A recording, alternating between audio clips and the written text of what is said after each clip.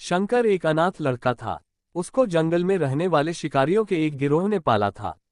उसके पास कोई औपचारिक शिक्षा भी नहीं थी, वह केवल एक चीज जानता था कि उसे कैसे जीवित रहना है। शिकार करना और उनको मारना तथा जंगल के फलों को खाना और नदी के पानी को पीकर अपने आप को जीवित रखना जानता था। एक दिन वह अपना रास्ता भटक गया और उसने देखा कि कुछ लोग नदी के किनारे पर बने एक पत्थर की आकृति के चारों ओर जोर जोर से चिल्ला रहे हैं। कुछ लोग उस पर फूल, फल और नारियल चढ़ा रहे हैं। शायद उसने सोचा ये कोई मकान होगा जिसमें लोग रहते होंगे, पर यह एक प्राचीन मंदिर था। लेकिन शंकर ने इसे पहले कभी नहीं देखा था, पर इसके बारे में जानने के लिए वह काफी उत्सुक था। उसने तब तक इंतजार किया जब तक कि लगभग सभी लोग उस मंदिर से नहीं चले गए।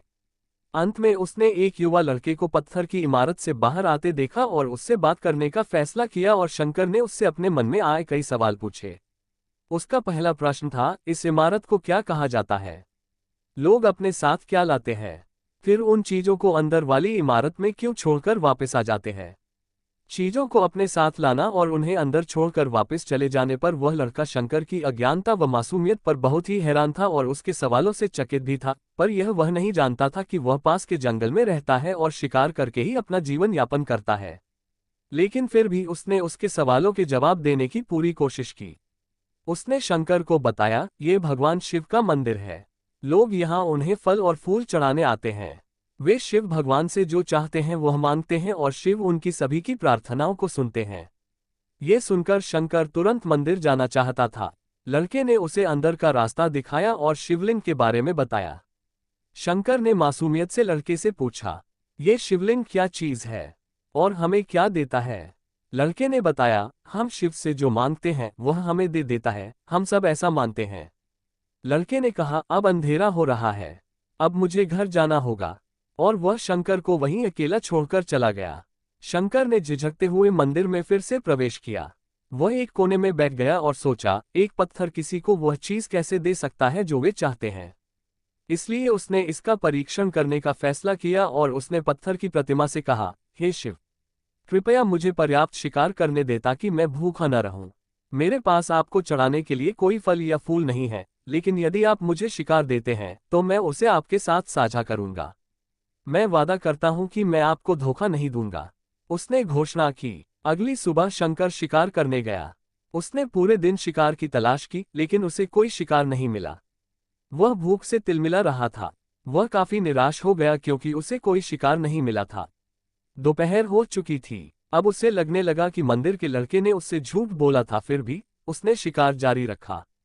जैसे ही शाम हुई, उसने 2 खरगोशों को अपने बिल में से आते देखा। शंकर ने उन खरगोशों को मार डाला। चूंकि उसने शिव भगवान से वादा किया था कि वह अपने शिकार को साझा करेगा, वह मरे हुए खरगोशों में से एक के साथ मंदिर गया। देर हो चुकी थी और मंदिर सुनसान था। शंकर ने मंदिर में प्रवेश किया और जोर से कहा, कृपया आओ और अपना हिस्सा ले लो प्रभु, आपके लिए मैं लाया हूं। वह वहां बैठ गया और अंधेरा होने तक प्रतीक्षा करने लगा, लेकिन भगवान प्रकट नहीं हुए। शंकर को भूख और नींद आने लगी और उसने खरगोश को मंदिर में छोड़ने का फैसला किया। अगली सुबह जब लोग मंदिर पहुंचे तो उन्हें शिवलिंग के सामने मरा हुआ खरगोश मिला। भक्त बहुत परेशान थे। ये यहाँ कौन लाया है?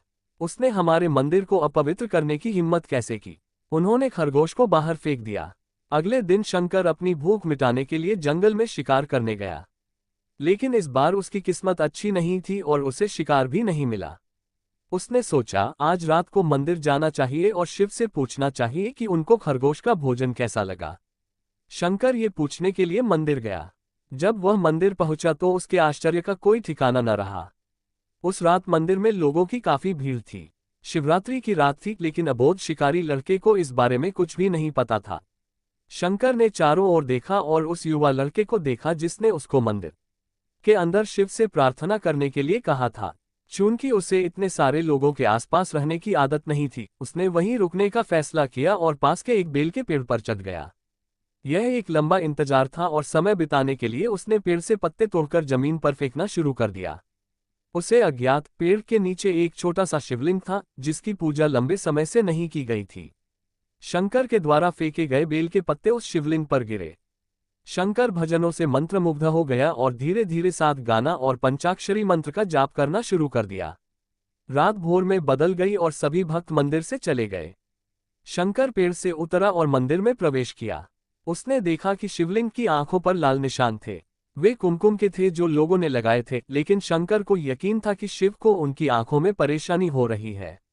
उसने शिव की खेदजनक स्थिति के रूप में जो कुछ भी महसूस किया, उसके लिए उसे बहुत दुख हुआ। वह उनकी मदद करना चाहता था। उसने सोचा, शिव यहाँ अकेले रहते हैं और बीमार होने पर उनकी देखभाल करने वाला कोई नहीं है। जब तक भक्त उनसे मिलने नहीं आते, उन्हें भोजन भी नहीं मिलता। शंकर ने एक रात पहले भक्तों को शिवलिंग पर जल चढ़ाते देखा था। प्रभु को ठंड लग रही होगी, शायद वे कांप रहे हैं, उसने सोचा। आखिरकार वे केवल पत्तियों से ही ढके हुए हैं। तो उसने शिव से पूछा, मेरे स्वामी, मैं आपकी क्या मदद कर सकता हूँ? शायद कुछ खाना या दवा। मैं आपकी सेवा कैसे कर सकता हूँ? शिव ने उसे कोई उत्तर नहीं दिया। शंकर ने सोचा, भगवान वास्तव में बहुत बीमार है, क्योंकि वह अब उत्तर देने में भी असमर्थ है। वह तुरंत जंगल में गया, कुछ औषधीय जड़ी बूटियों को लाया और लाल निशान पर उनका लेप लगाया। लेकिन कुछ नहीं हुआ। उसने कहा, लगता है कि ये अंधे हो गए हैं। मुझे प्रभु को अपनी एक आंख देनी चाहिए ताकि वह ठीक हो जाए। ये निश्चित रूप से उन्हें खुश कर देगा। उसका दिल पवित्र था और उसने वहां शिव के हाथ में रखे त्रिशूल को उठाया और त्रिशूल को अपनी दाहिनी आंख की ओर ले गया और अपनी आंख को निकालने का प्रयत्न किया। शंकर अनपढ़ था, उसे मंत्रों या पूजा के उचित तरीकों का कोई ज्ञान नहीं था, लेकिन उसकी भक्ति की कोई सीमा नहीं थी। जैसे ही वह अपनी आंख निकालने वाला था, शिव अपनी पत्नी पार्वती के साथ प्रकट हुए। उन्होंने पार्वती से कहा, इस भक्त शंकर ने अनजाने में शिवरात्रि पर उपवास किया, बेल के पत्तों से मेरी पूजा की और साबित किया कि उनका दिल बेदाग व पवित्र है। मैं अपने इस भक्त पर काफी प्रसन्न हूँ। शिव भगवान ने शंकर से कहा, तुमने मुझे अपनी मासूमियत के कारण जीत लिया है। प्रभु ने मुस्कुराते हुए कहा, लोग मुझसे हर समय झूठे वादे करते रहते हैं और कुछ न कुछ मुझसे मांगते रहते हैं, पर जैसे ही उन्हें मुझसे मांगी चीज मिल जाती है तो वे मुझे भूल जाते हैं।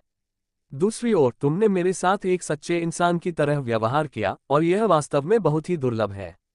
अब से तुम मेरे इस संसार में सबसे बड़े भक्त माने जाओगे और तुम्हारा नाम मेरे साथ सदा जुड़ा रहेगा। तुम कई सदियों तक जीवित रहोगे। इस बात को कहकर भगवान शिव व मां पार्वती अंतर्ध्यान हो गए। तभी से लोग शिव के साथ शंकर भी लगाने लगे।